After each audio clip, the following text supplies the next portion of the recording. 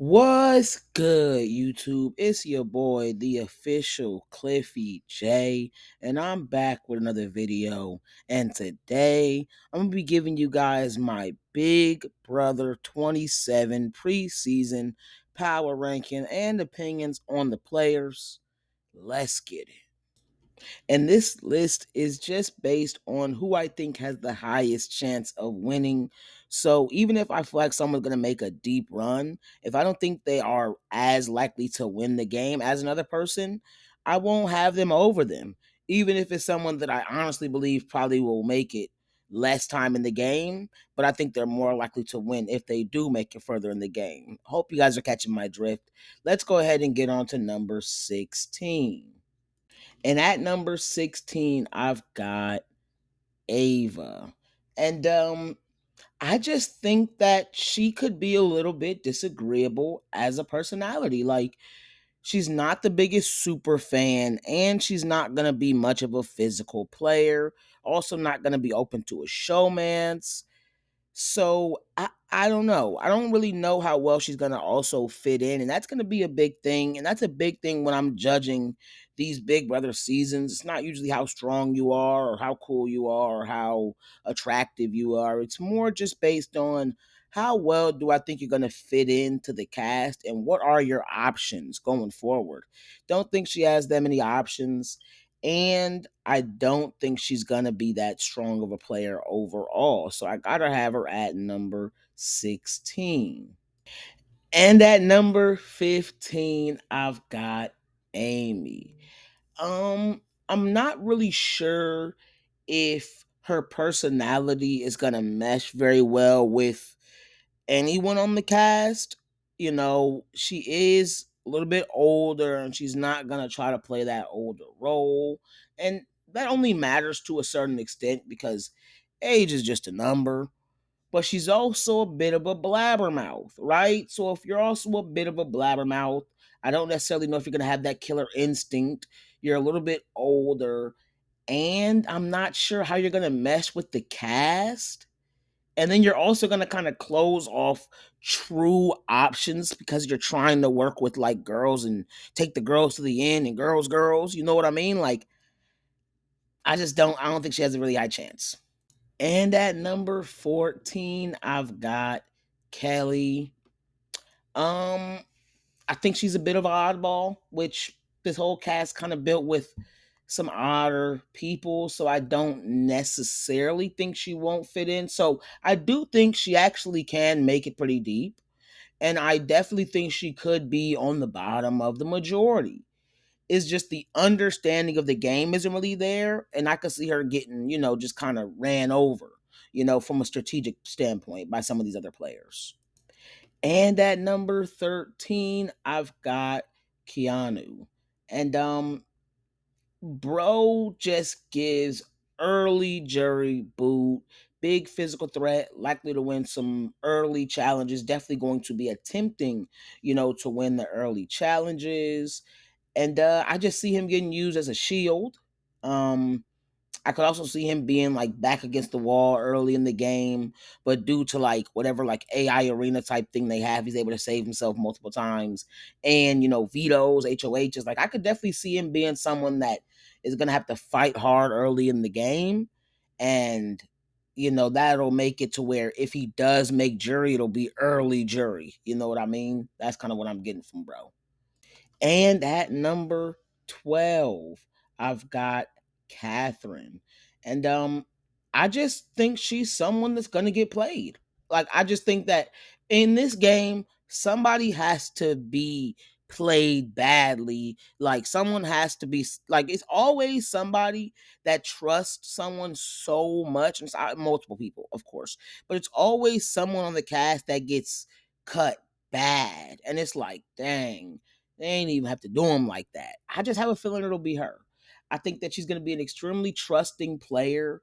And I just have a feeling either she'll get into a showmance or she'll have like a strong group of girls and they're going to cut her and it'll feel like for no reason. Maybe she'll be a big jury threat because I do think she'll have a really solid social game. I do think she'll be extremely likable. And I think that maybe the players will catch on to that late in the game, or even midway through the game. They'll be like, she just doesn't fit into the plans. I just see her as someone that's going to trust too much and be oblivious to the game being played under her nose. And at number 10, I've got Will. And though his name is Clifton and we are named twins, he is going by Will. So gotta call the kid Will. He's 50 years old though. And he's the only black man on the cast. And I'm honest, and I'm gonna be honest.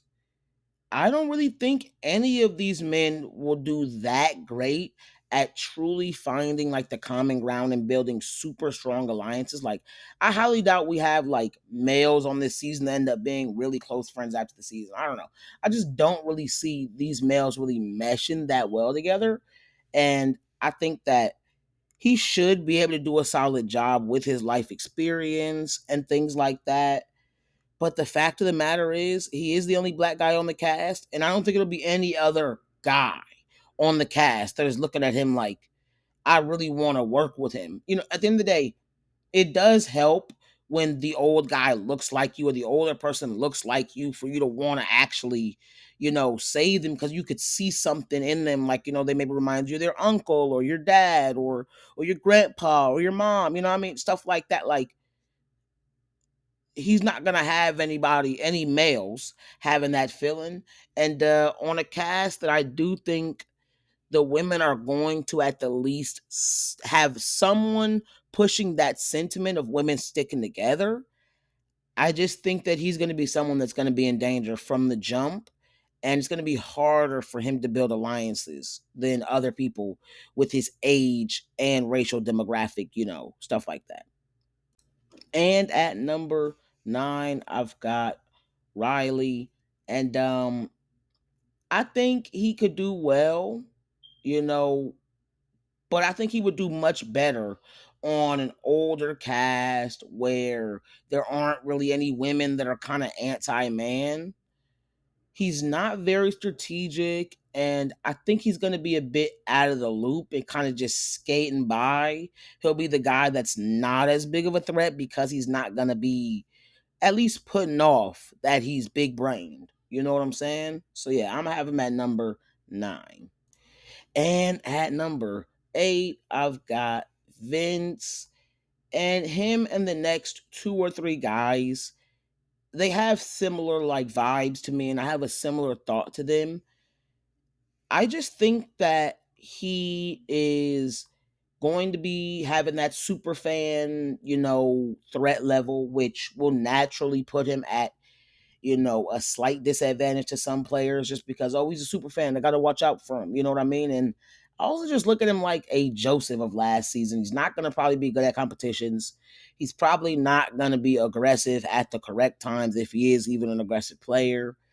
And I don't really see him being at the top of the social dynamics on this cast. I do think he could be a part of the early majority alliance. If we end up having a big majority alliance, he could be, the middle or bottom of that alliance for sure.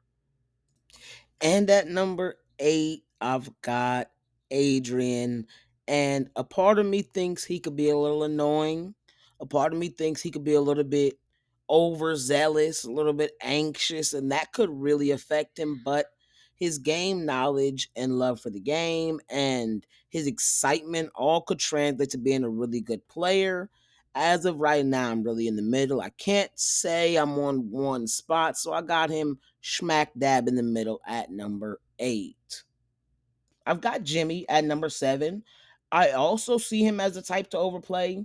I think he's going to come with some wacky strategy and screw it up. That's essentially my read of Jimmy. Now, with all of these people that are in this tier, from Vince all the way down to my next person, I'm literally on like the middle on how I feel about them. Because I think either they'll be a terrible player or a great player. And even with them being a terrible player, I think they'll still be a part of the early majority alliance, the social dynamics, and things like that. So that's kind of the vibe I'm getting off of him. It's kind of hit or miss with him and the next person and the past two. And at number 6, I've got Mickey Lee. And more and more women are becoming girls. And I just don't see anything coming from that form of strategy other than girls, other than just trying to play girls. Chelsea really wasn't a girl's girl. You know what I mean? Taylor really wasn't a girl's girl. Like, yeah, Taylor had female allies and stuff like that. But if we're gonna go just based off of the overall season, you could say she was forced into working with the guys, but she never was like truly like a girl's girl. Like, can we be honest?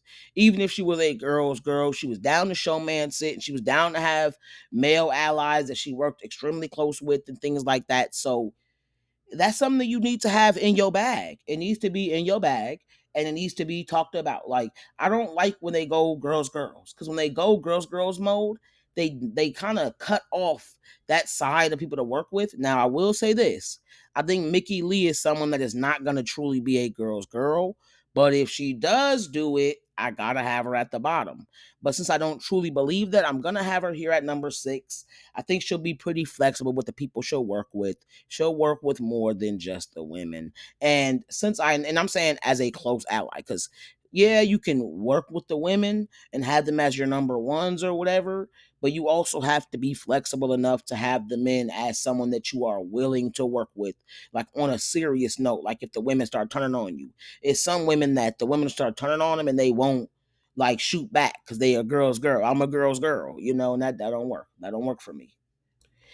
And at number 5, I've got Lauren.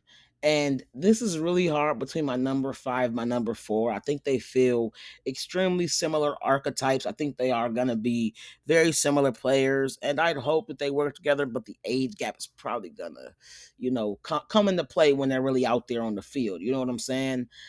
And I got Lauren at number 4 because she's giving me like an MJ type of vibe from an archetype perspective. Really young, southern country girl who is extremely competitive. And I see her doing a really good job at laying low from a threat perspective, simply because she's not going to be the most active strategist. She's going to be more of a social player in that front.